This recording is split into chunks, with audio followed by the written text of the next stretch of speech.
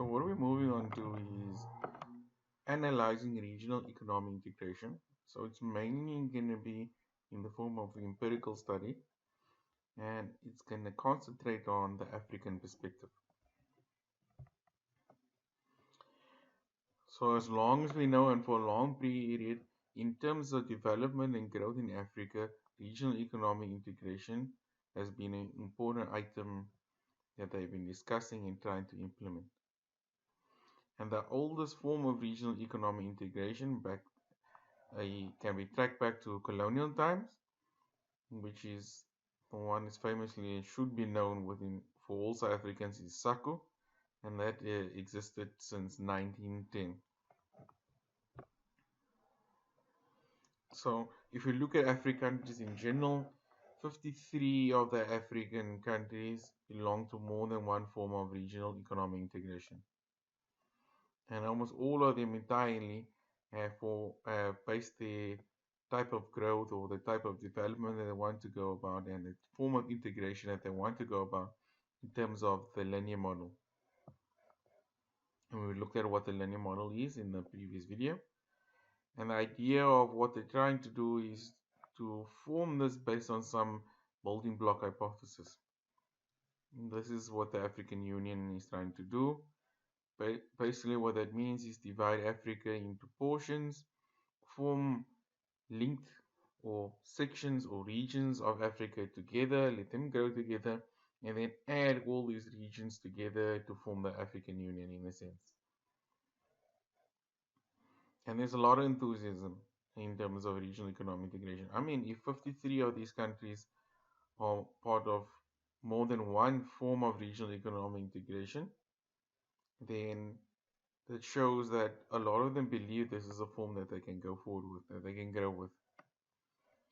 So what has happened is many times they form these forms of integration, and then they set out their objectives. And sometimes speaking, and most times speaking, they start at stage one, and that's where they end. They meet maybe the first objective, or they don't ever meet any of the objectives that they are going for. And this is going to be shown a lot by statistics, and you can find that if you look at what the inter-regional trade is between them, that is meaning trade between all those countries that had formed this form of regional economic integration. So all the countries of SACO, in a sense, you look at the trade, and you find that in general speaking, when you look at Africa, Africa's inter-regional trade on average is 8.7%. When we're comparing it to South America's in the sense, then it's 18.5%. And then if you then compare it to developing countries inside from Asia, then it's 45.5%. So I mean 8.7% compared to 45% is quite a bit of difference. So that means of all the trade, where's the other 93% going?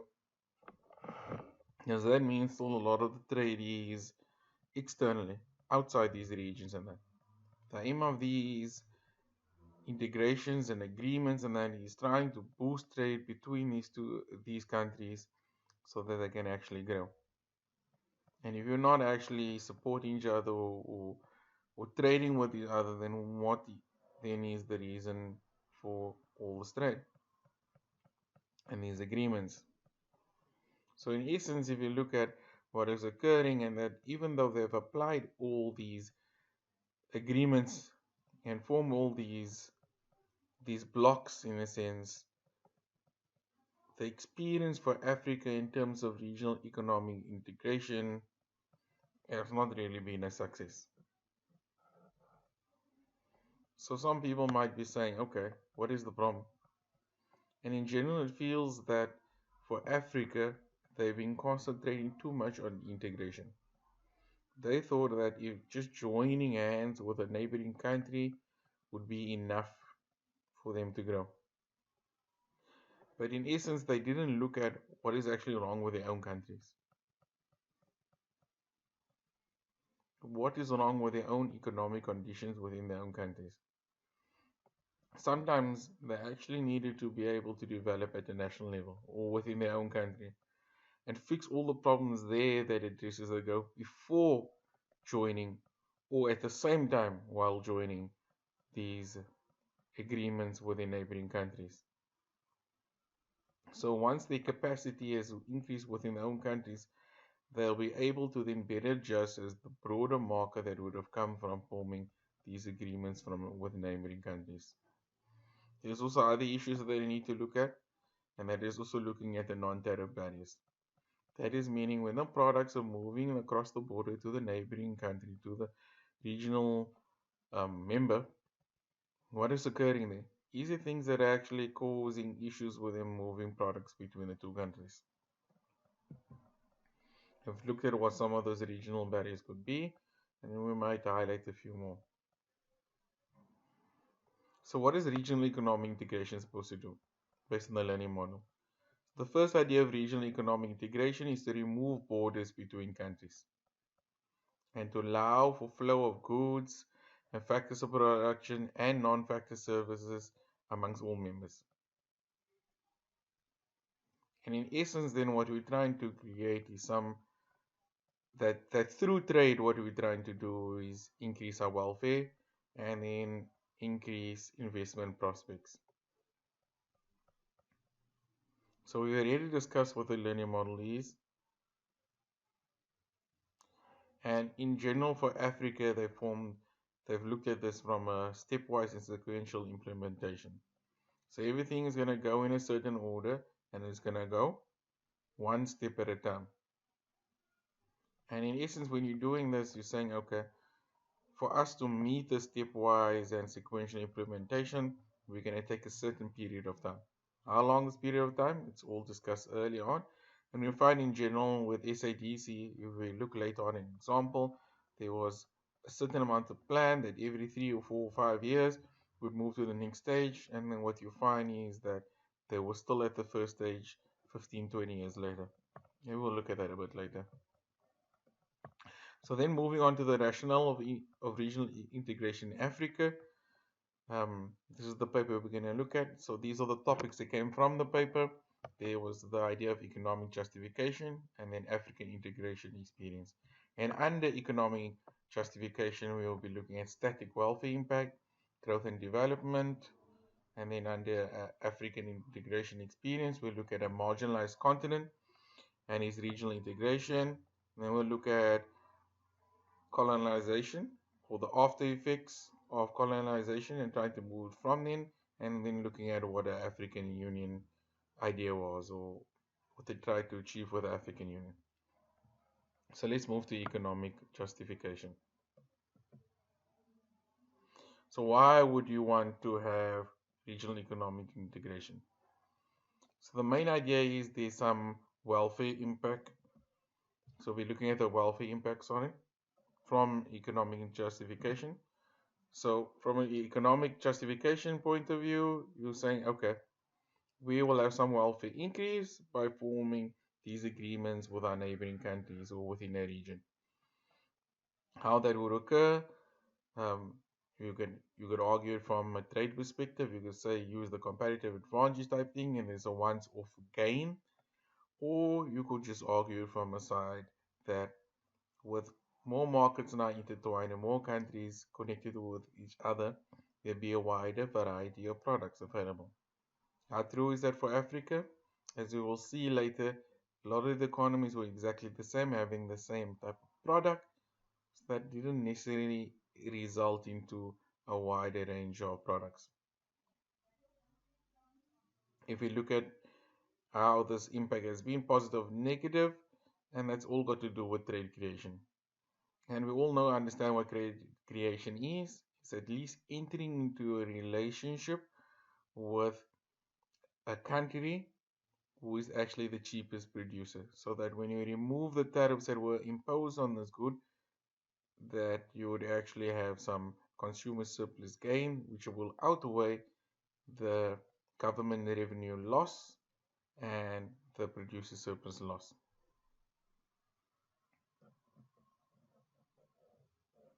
So then looking at some still under static welfare impact, and then looking at some of the conditions for credit creation.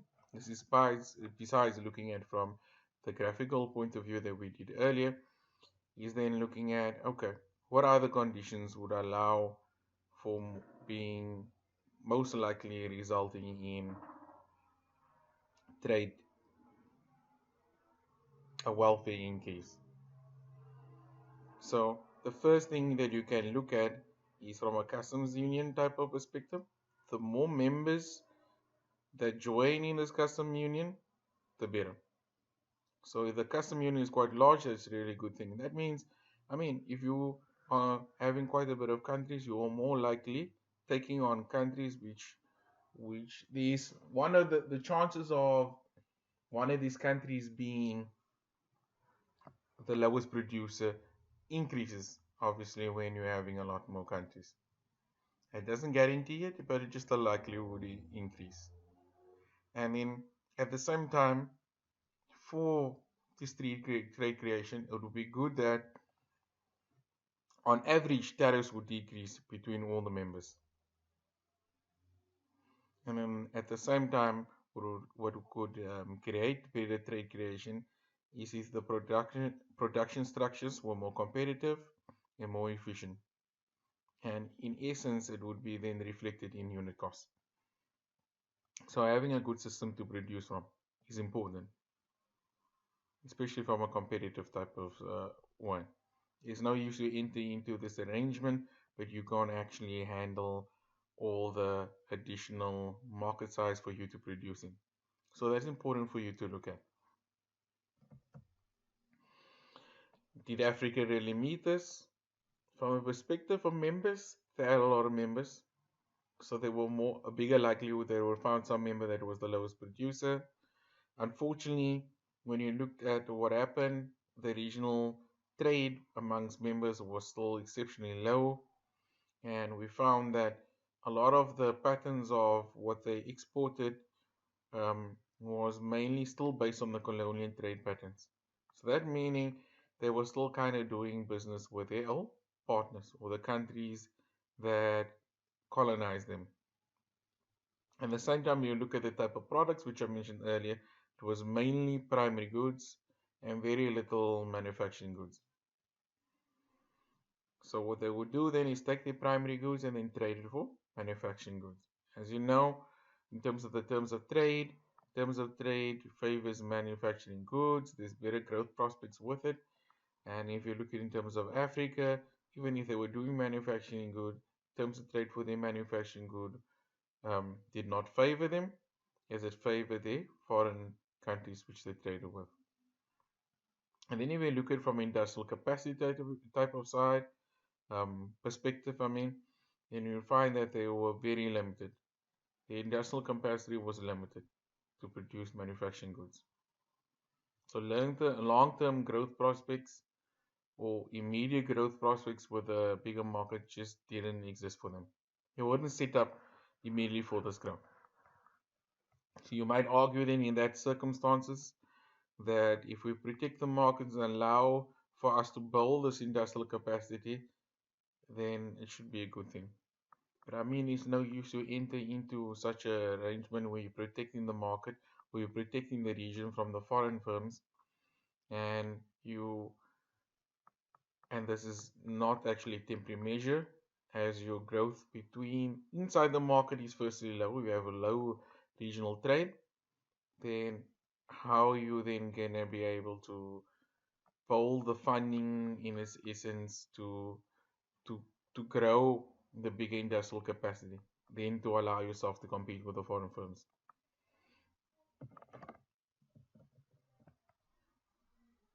So if we look at Sub-Saharan Africa and we look at the trade statistics at 2008, you were welcome to go find new statistics. Unfortunately, the papers you were given mainly were up till 2010, I think so, or somewhere there around.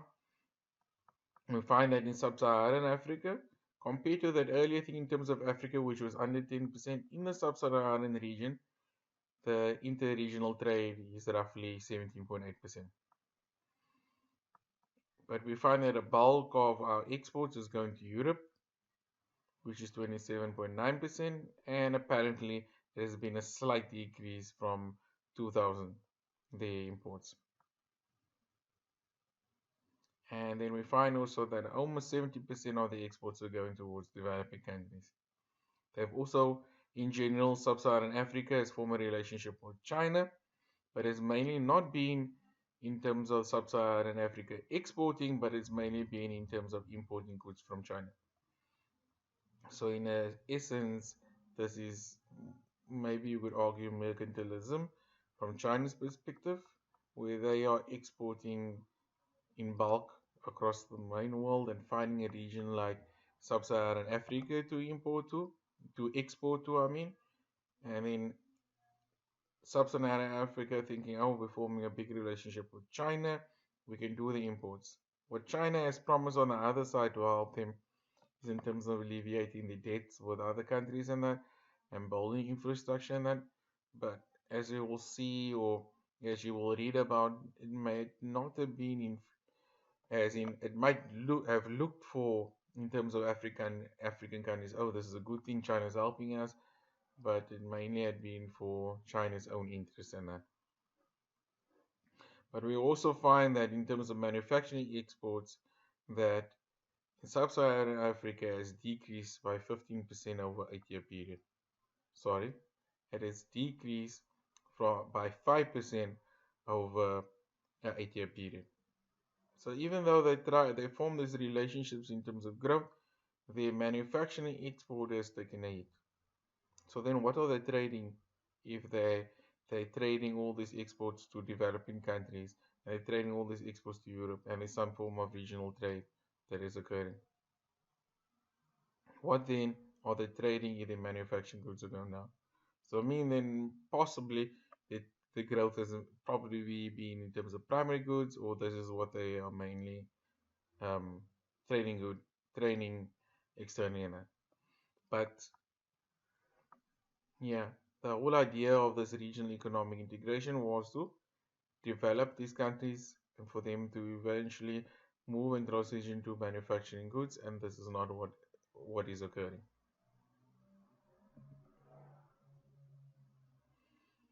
So we're moving on to the next section.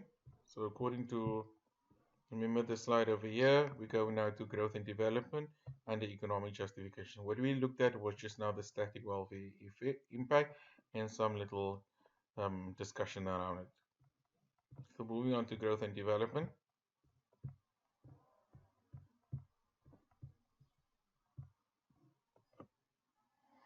So what is integration supposed to do? It's supposed to, in essence, encourage competition amongst producers within that region, right?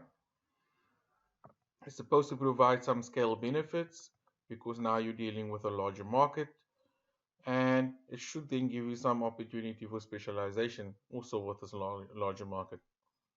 And if you have a custom units in place, it will give you a larger market that is protected against foreign producers. This is what you're trying to aim, right? So you're trying to encourage growth among 4 or 5 countries. You're trying to ensure, okay, I have another few countries that I can ship to. And at the same time, because I have a larger market to work with, I'm protecting myself against the foreign markets. Obviously, the competition within the region amongst these countries that has formed this regional economic agreement, there might be 2 or 3 smaller companies which couldn't handle the competition that's occurring now with exposing the country to a region, in a sense, to a regional market, and then they might become obsolete or fall off the map in essence, and then they might then look for some form of compensation in essence. So you also now would experience in terms of looking at our growth and development, we would have some form of economies of scale with the added competition that would result in the closure firm. So I'll discuss that part.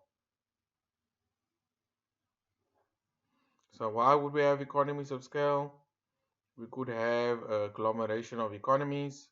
So we could be forming industrial clusters.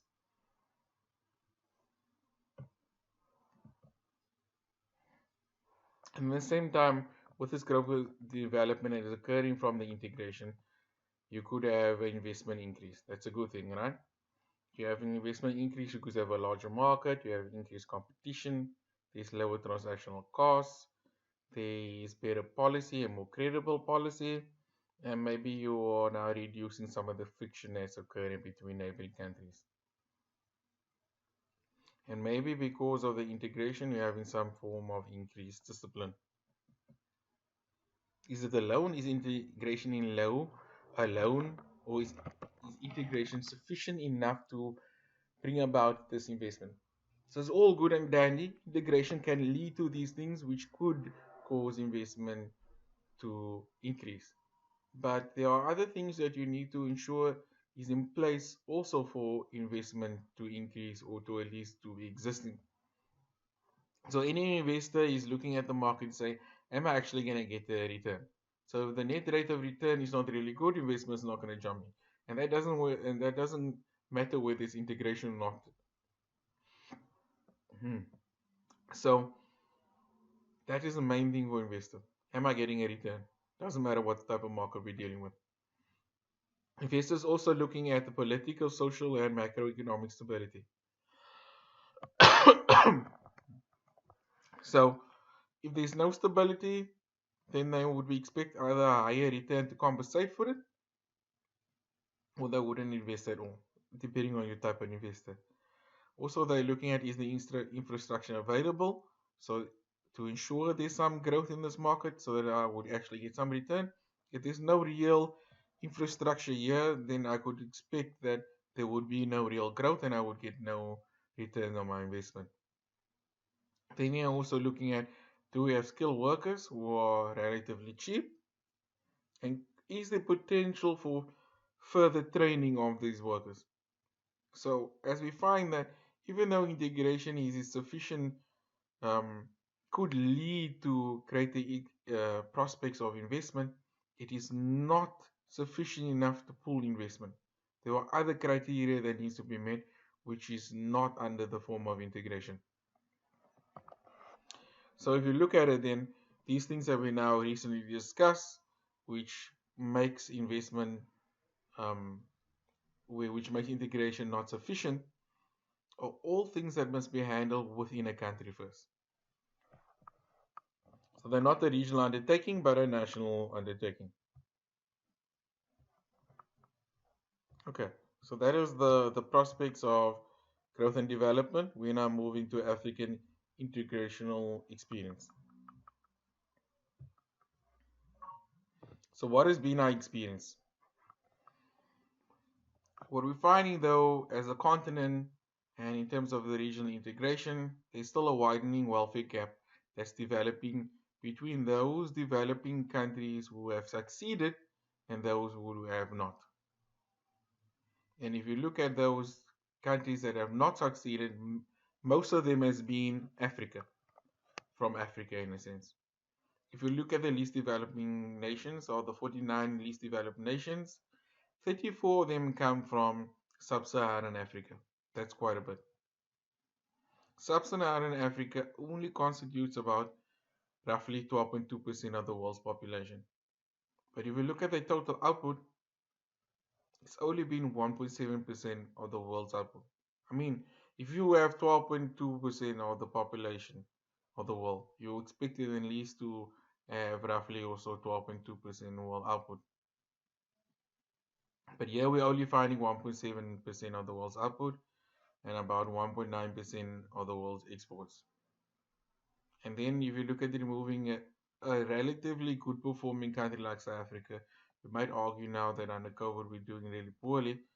But if we were to remove South Africa from these statistics, we will find that these statistics would even would deteriorate further.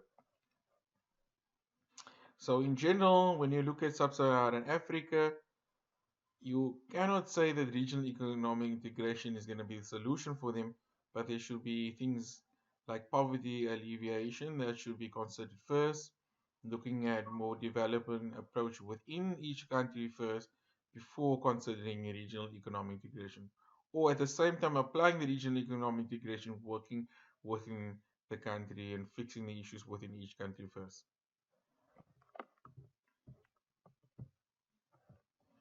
This is a graph looking in terms of Africa. So important thing you should know of the 53 countries being studied here, 15 of those countries are landlocked. That's not really good. That means you need special permission to move across borders to be able to get goods to maybe international countries or to other countries that are neighboring. By neighboring, I mean neighboring the country that is. If you have a landlocked countries, around those countries, you have neighboring countries. And neighboring those neighboring countries, you might want to do a deal with them. And then you have to have some relationship with your country that's right next to you, beside you, to be able to move across their country to go to whatever country that you're trying to export to. And that's a problem because those countries could easily have some non-tariff barriers in place, which makes your product leave your shores very slowly to move across their borders. Yes, you could argue you could have a plane and you can get to where you want to. You can use planes, but we all know using um, planes is expensive, and then a good way then to ship is through freighting. And if you are landlocked, that means you have no ocean across you, and that then means you do not have the cheap option to ship in any case. So being landlocked is very, very, very, very terrible in that sense. We can just quickly look at a few things. You can look after over this yourself. If you look in terms of, say, we look at South Africa. South Africa has about 50 million people, and roughly we have 280 million US 280 million GDP in terms of dollars. And then you take a small country like Ireland. So the small country like Ireland has roughly, so I don't know why this band is not going away, but it's supposed to be 5 million here, 4.1 million here in terms of Ireland. And the small population of 5 million, which is a tenth of the size of South Africa, then produces 281 or 282 billion, sorry. So these are statistics in terms of billions. So the same, so they produce almost the same as Africa, as South Africa in terms of GDP, but their country is a tenth of the size of South Africa. So that shows you a lot how poorly Africa is doing relative to other countries. You can highlight other countries there if you like, but that's not what we're trying to do. So in terms of growth on that, we want diversifying economic growth, which is more likely with industrialization. We need some form of economies of scale, which will also allow a bit more for competitiveness. So your cost would decrease quite a bit over time. And when you look at Africa, because of the smaller sizes and the poor economies, they don't really have the industrialization set up in them, and they don't really have economies of scale that could possibly occur. So maybe if they form these regional agreements and have larger markets, they could potentially line up with a larger market, which would help with economies of scale, and then maybe they would be able to have some diversifying products in it. So, in terms of then trying to find this diversifying economic growth and economies of scale, we could say that exports could help with the economic growth and then with development. That is what a lot of people see. If we have a larger market that we are exporting to, we can potentially grow. But if you look at what the production base is for these least developed countries, it makes makes it very difficult for them to transition from their primary base to a manufacturing base. There are exceptions. Mauritius is one type of country that has actually been able to move from a primary base to a manufacturing base. So we're trying to use these regional markets for growth, or at least for export growth. And if we had just been this one of these few small countries that we have in Africa, this might have not been possible. Also, because they're neighboring countries and that, the regional markets would also be a lot more familiar for for the countries that are involved in this informal integration, and it would be less trouble for them than competing in foreign firms which are not familiar. So trying to use them for the economy scale and export growth would be a good thing then for the smaller countries to form some form of agreement, some form of regional agreement. And the first way you're going to go about doing this is try to remove the regional barriers.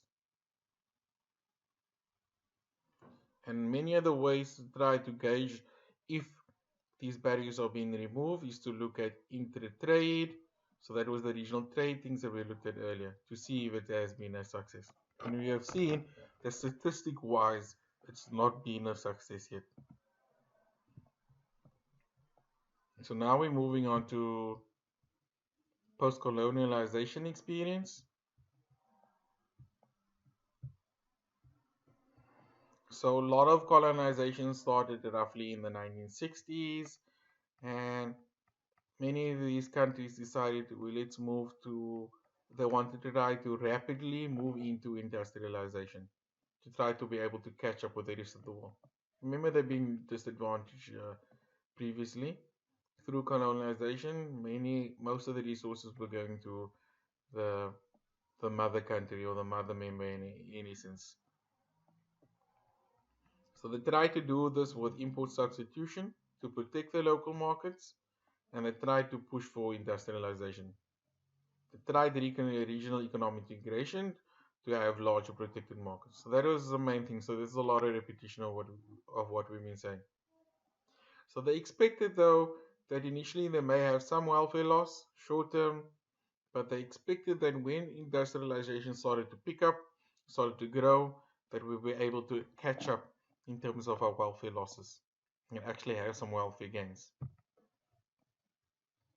So they tried also through the integration, that is to establish some wide range of industries across all sectors.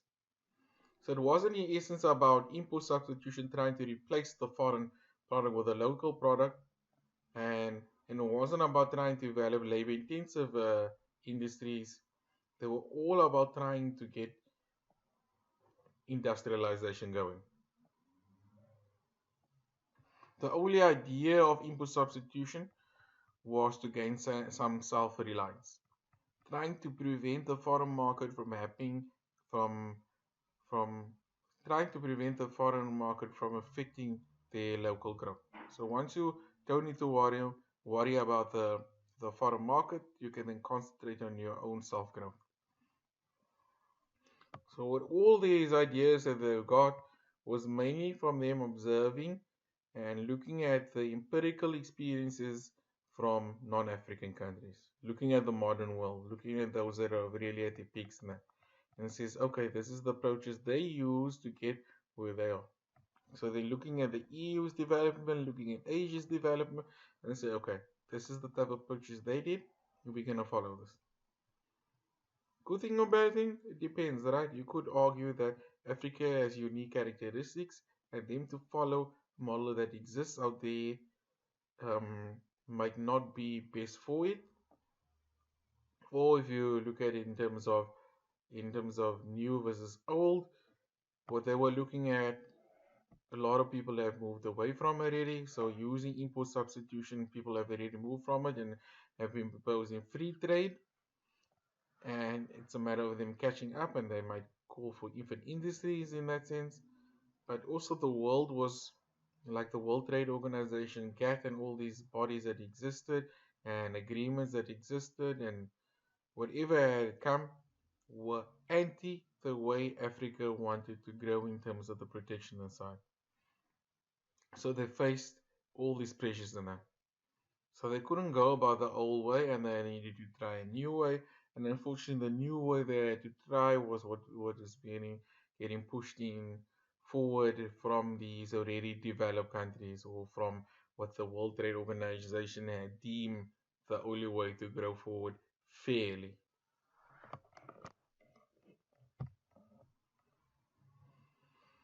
So, in the 80s, what Africa tried to do was put forth some industrial development plan. So, this is the Lagos Plan of Action, which occurred in the 1980s, and it was about forming building blocks for Africa or regional blocks. So, we divide Africa into regional integration areas and then later on combine those areas to form some African Union. So, in terms of the regional areas existed, you have ECOWAS, PTA, COMISA, ICAS, AMU, and SADC. As I said before, you need to know at least one of these in quite a bit of detail, and it's probably easier to know the one that's right at the end, SADC or even SACU, in terms of forming some nice empirical discussion in your essays that you would write.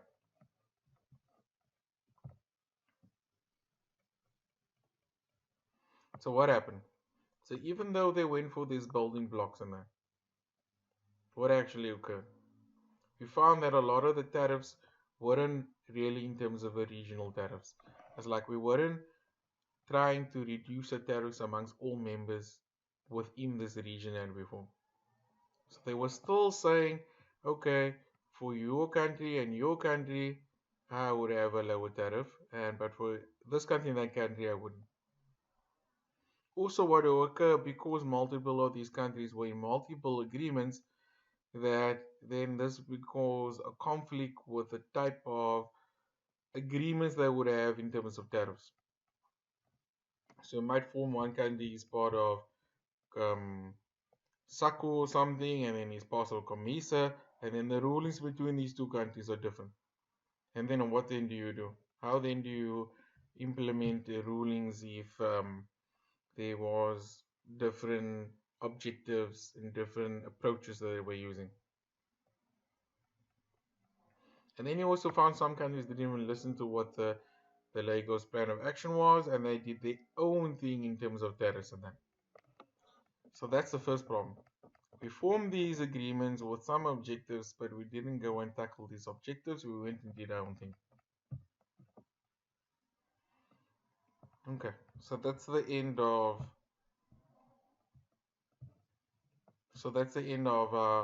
the marginal continent and the post-colonial experience. We can now look at the African Union.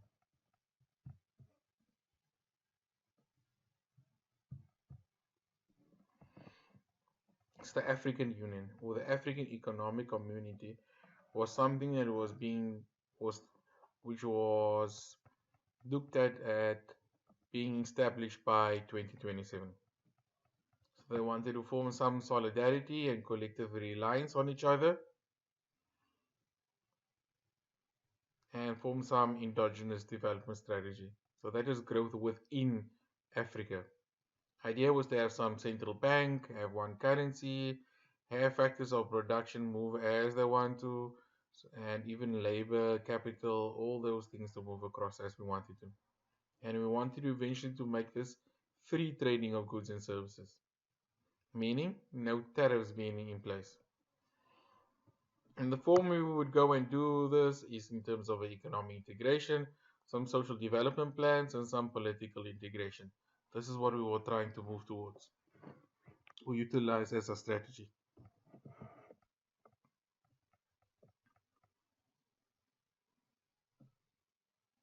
So then if you look at African Union and you try to break it down in terms of South Africa as a building block of the integrated nation. Sorry. So that is the end of the African Union. That was the only discussion you need to know for African Union. We were moving on to looking at now Southern Africa, Sub-Saharan Africa, whichever way you want to look at it, and look at this as a building block in that. And that would probably be the next lecture.